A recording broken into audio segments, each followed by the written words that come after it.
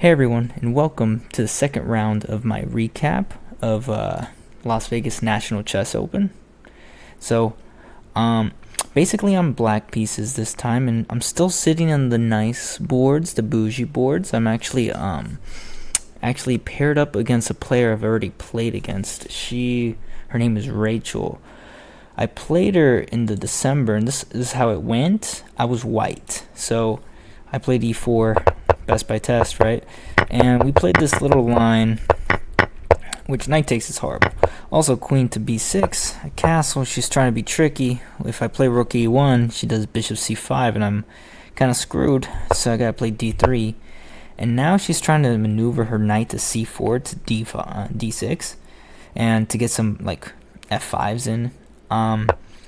So I blocked that, and then basically I play queen g4 here, and I calculated that either king f8 or rook g8 are the only moves in her position because I have knight c4, and she castles. And I didn't expect castle because knight c4 just, hurts her like a truck.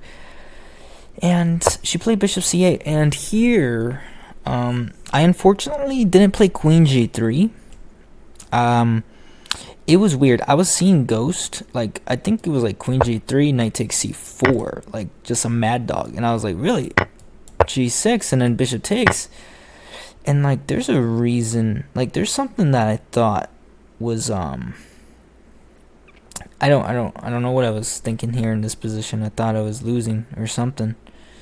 It's just I don't know what it was what stopped me for playing queen g3. Instead, I just took the bishop and just said, okay, I'm just up a pawn, and I took the bishop, knight takes, up the pawn, won the game through a pawn, which was very grueling. And here I ended up being black, and I never knew what she played for white, so against especially a Sicilian. And she played knight c3, and to be honest, I didn't remember what white players played knight c3, and I forgot that it was for the Grand Prix. I was like, oh yeah, people play the Grand Prix. Usually, in my level, we never really, I never get to play against the Grand Prix. That's usually for like intermediates, like lowers, but like 2000s and above, we don't really play like the Grand Prix. I never see it. That's it's crazy. So here I don't want to make any hooks. So I know the main line is g6, but like the main idea is always f5, and f5 always hits me like a freaking truck when I'm playing like the Grand Prix. So instead, I want to play in a position where she's less familiar. So I'm going to play like d6, e6, and just try to see what she's going to do. Like, I was thinking, like, the whole time I was thinking about just keeping my king in the center. So until she eventually makes me castle. But here she should play h3. Like, to be honest, I think h3 is a good move, just because like this bishop on c8 just becomes a very bad piece. Like, where can it go? Like, basically on d7, it's kind of restricting my queen too. So bishop g4 is basically my next move. Kind of reminds me of the Caro-Kann, like or like the Alapin. But here I play bishop to g4 and bishop b5 because knight d4 is coming, knight f6, and then I play e6. And I know e6 is another hook, which I'm gonna be annoyed about, but can't really do anything about it since I gotta get this bishop out. And then she plays h3, I take, and here, which is weird, I expected her to do queen takes, right? Queen takes, there's a possible threat on my knight on c6, so rook c8 would be forced here. And I can't really play d5, just can't really open up the position when the queen's here, rook's here, I don't know. But she takes with the rook, and here I think I can play d5, because the queen isn't here, it's kind of disrupting it. And I did play d5 here, just immediately. I'm just trying to break open the center. I already expect her to play g4 in f5, right? So I kind of want to get a head start. So I do, she takes, she does d5, e5, and then I put knight d7, right? She plays queen e1, which was really weird, because like, I mean, you should have just taken and went here. But instead she plays queen e1, which I thought was kind of, I mean, kind of just playing the style of a Grand Prix player. She should just play G4 right away. That's what I think. G4, F5, get her moves in. And I play Bishop E7, and then she plays Knight D2. And after the game, I asked her why she played that, because that was a garbage move. Knight D2 is like super slow. Like, no reason to do this. And it's because she was saying she was scared of Bishop H4 and she was gonna block it with the knight. And I'm like, what? Which was pretty funny when she told me that. I was like, okay, I respect it. And I play Rook B8. So Rook B8, I'm just trying to create something. I'm trying to create something that I can play on the queen side. If the pawns are like this, it's very, very hard to actually play and like make any counterplay with these pieces, because as soon as you get your last pawn, she's just gonna push, right? But if she were to push right now I can play this and get some type of minority attack with these pawn structures, right? So I play Rook B8, hindering the bishop, trying to provoke a weakness on the queen side, right? She plays D3, and now I play Knight B6. And the idea is that I want to play C4. So I want to play C4. And if she plays D4, trying to prevent me from breaking open, then I'll play C5. And you notice that I making my doubled pawns into a strength here. So that was my whole idea. She plays G4. And the thing is G4 is scary and everything, but my king's still on E8. So my king's not in the danger zone. That's what I like to think.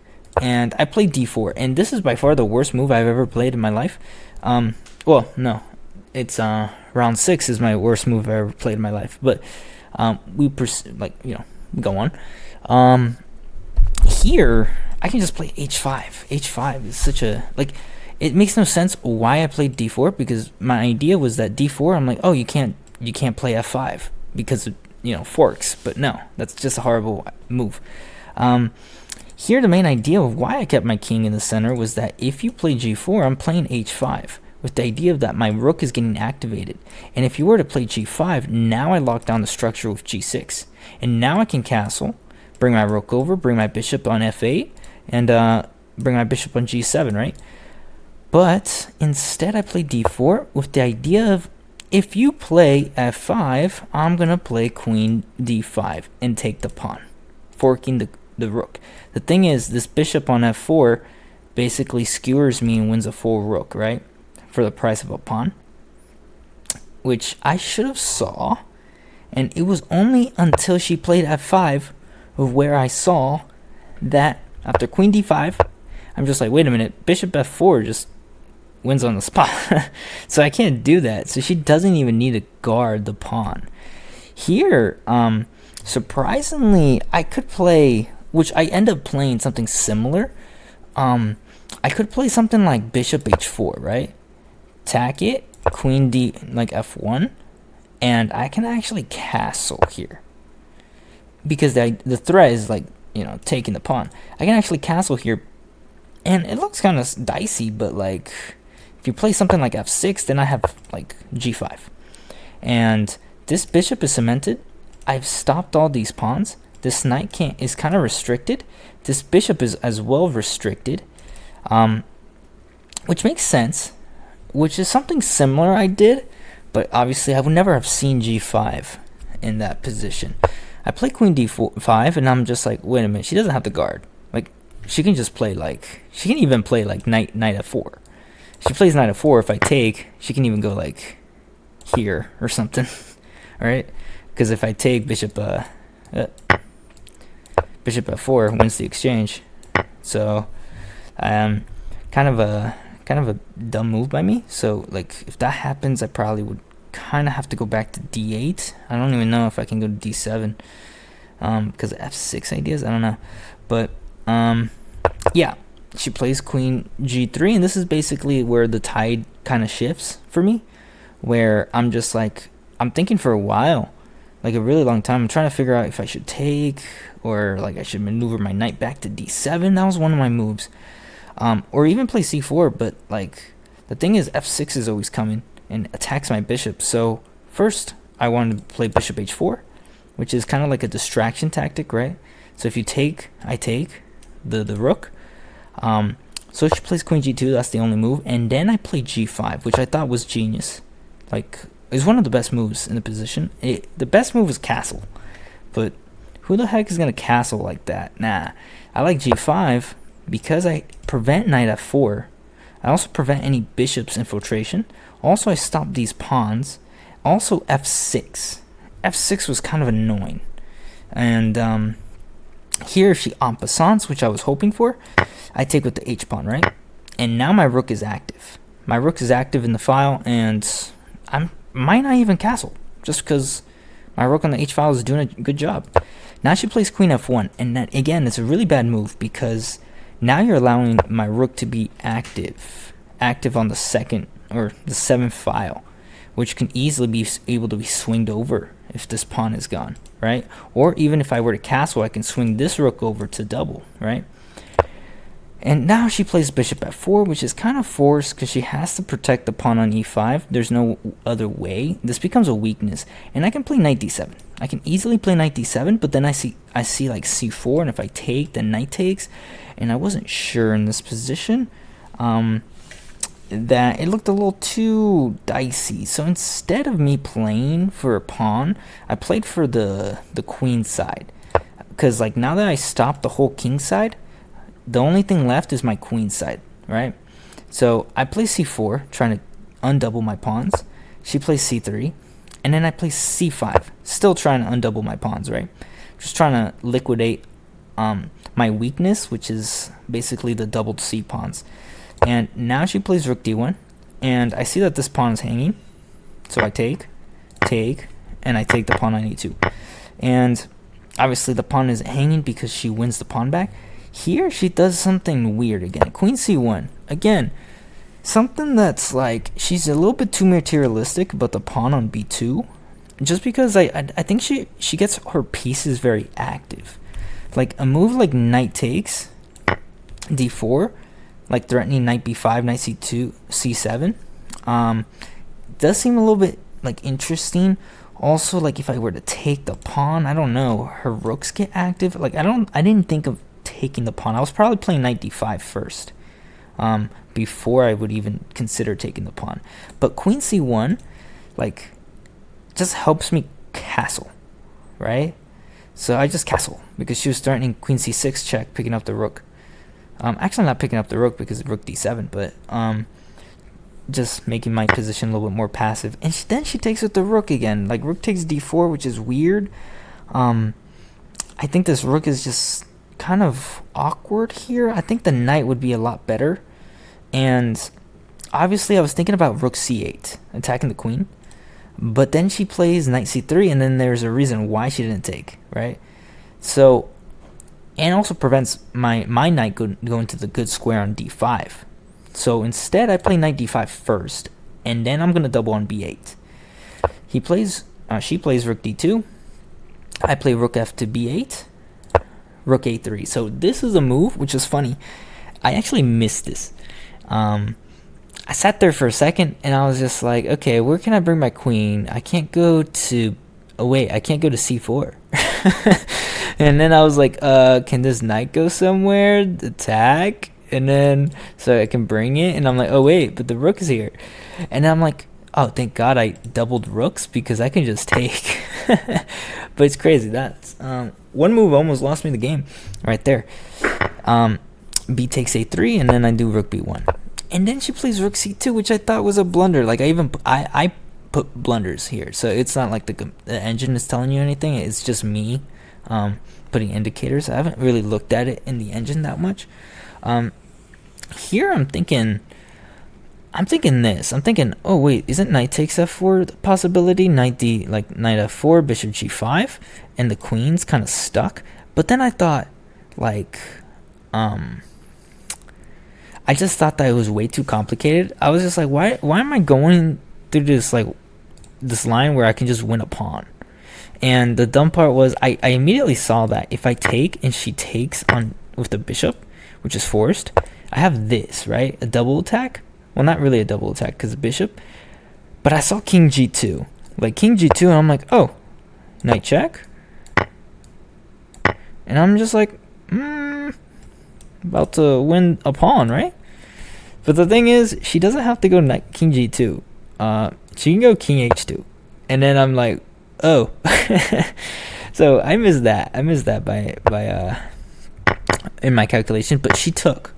And here, the thing is with rook takes, I didn't think it was possible because rook b2, right? Rook b2. If you play king f1, I'm just gonna take. You take and I take with check, right?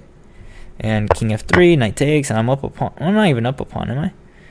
Well, she's probably gonna win this pawn, but this position is dead lost for white because of the position is well, we have two pieces for a rook and a pawn, so kind of a dead lost position. And here I missed a move. I missed that she had bishop g3, and I mean like once I saw it, I was just like, I still win a pawn regardless, so I just take. And I play rook b3. And here I was debating behind like rook to e3 or taking the pawn on e3 right away. But then I'm just like, oh wait, I can just bring my rook on e3 anytime I want because the pawn on h3 is still hanging. So I take, and then king goes to h2, and then I play rook e3 and knight check on f6. And notice I don't not take, because this restricts my king too much. Notice if I go king f8, then I have mate, right? So I have to go like this. And not even that. I think like even pawn takes, king h7, g5, my king might be locked out for a while. Kind of annoying. Like she can even go like back and forth on c7 and c8, threatening my pawn on f7, which is annoying. So I don't take. I do king f7 or g7. Takes, rook c7, I play a5. The idea is that I want the rook to be over here, very less active than this file. So she does rook a7, then I take. Rook takes, king f6. She brings her king over, and then I basically, it's not a check, but I attack the rook. Rook checks, and then I block it with rook e6. And then she plays a weird move, which is rook a1. I thought, I did think rook a5 was stronger with the idea of rook d5, in which I would actually play, I believe I would play, rook e5, rook check on a6, and then king g5. And if she plays h4, I'll go back. And yeah, this was the position where I wasn't sure, like king f4, and then I'm just like, I can bring my rook over, but I don't know. It was kind of a tough position for me to evaluate here. But she plays rook a1, and now this becomes easier. And notice that if her king goes to f4, then I have checkmate. And it's funny because like on the first game we played against each other, we had something very similar to this, where if she had went to one wrong space, I could have just checkmated her and won. But she did king g2, and then I did king g5, rook f1, f6, and she's just making it very easy for me now. Not offering a lot of resistance. I do d3, she does rook a1, and then I just keep pushing. She checks, I block, and it's basically just game over after this. And I did check my accuracy, which was 81%, 0.3, which is not that good. But yeah, I usually aim for 90%. But yeah, this game was very, very dicey. Definitely one of my favorite games, actually, because I really don't think I did any mistakes. The only biggest mistake was the move of d4. Funny thing enough, d4 isn't a mistake. It's the idea behind d4. So queen d5 was the mistake here. D4 makes sense because it opens up like a square for the knight. But I want to bring my queen over, so it doesn't make any sense. That's like my only mistake that I can really see. But regardless, this whole game, I think it was pretty clean by me. But yeah, basically that was a recap for round 2. I'll make round 3, later, but like I forgot what's round 3. I think round 3 is the one where I blundered a pawn and moved like 12. And yeah, in a classical game. That's kind of crazy to say, but yeah, hope you guys have a wonderful day. I'll see you like next week, hopefully.